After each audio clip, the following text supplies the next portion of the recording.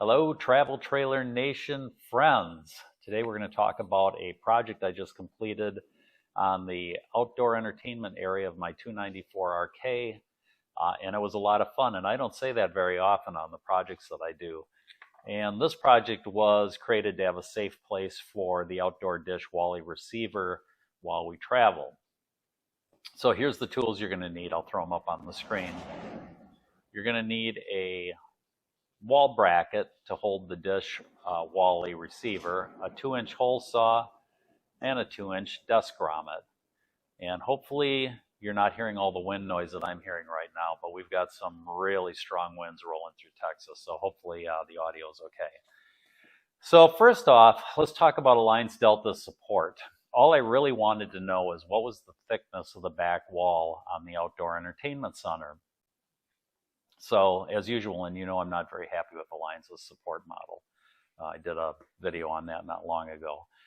But so I filled out the request, sent it in, and they gave it to someone. And I didn't really get a response back. What I got was a blueprint of their outdoor entertainment center. And I'm going to obviously throw a picture up on the screen. It basically gives length, dimensions and width dimensions of lumber to cut, but it doesn't say what size the lumber is, except in one spot at the top, you'll see a lengthwise piece that says 3/4 inch. I have no idea where that goes or what it's for. The diagram is really substandard. If you got that and were expected to build something with it, I think you'd be wondering, well, what size, thickness of wood am I supposed to use?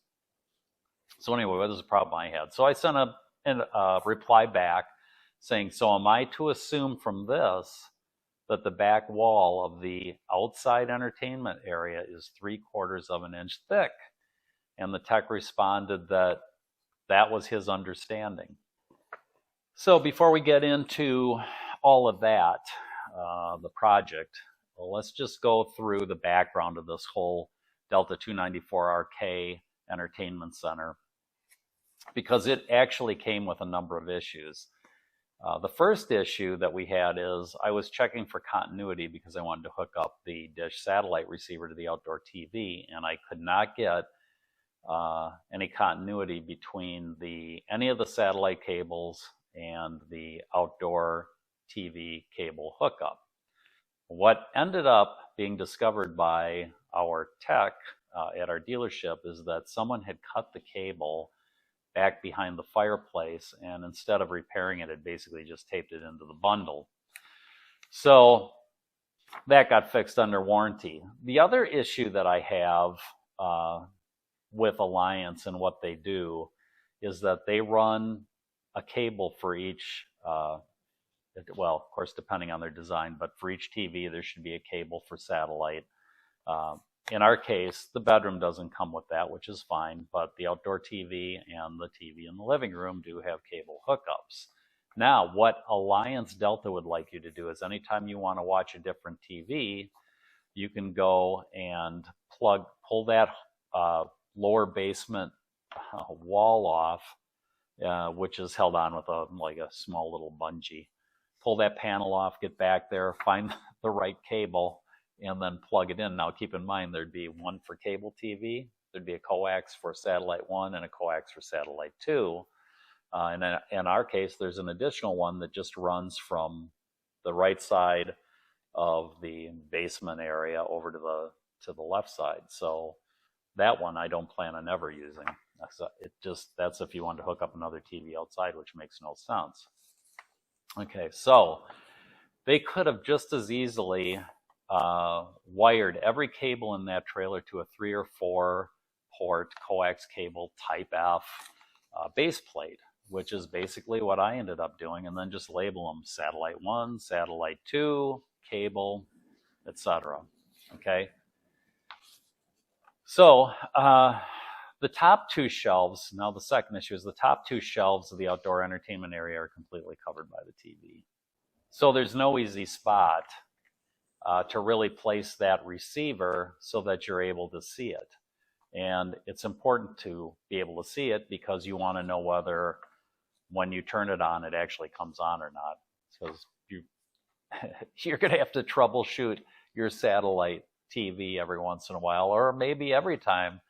And I'll do a video on that coming up, and we'll talk about, what works, what doesn't work, what are common problems, and how the whole thing fits together. All right, issue number 3, the shelves behind the TV are really not deep enough to have the Wally, and I'm talking about shelf 2 and shelf 3 are not deep enough to have the Wally sit there and still be plugged in and have the cables in the rear of it so that it's facing outward. And actually the bottom shelf is basically the same way as well. So if you wanted to remedy it by building another shelf, that would fit over the top of the, let's call it the facing of the shelves, you could do that, but I don't know how you're going to anchor that Wally down so it doesn't slide off during travel. So, I mean, that is an option, but it is going to stick out further than the shelf, so keep that in mind. All right, and lastly, the bottom shelf has more height than the other 2 shelves, but that was actually an advantage for me because that allowed me to mount the receiver in there easily. Okay, so let's talk about my solutions to number 2 and number 3.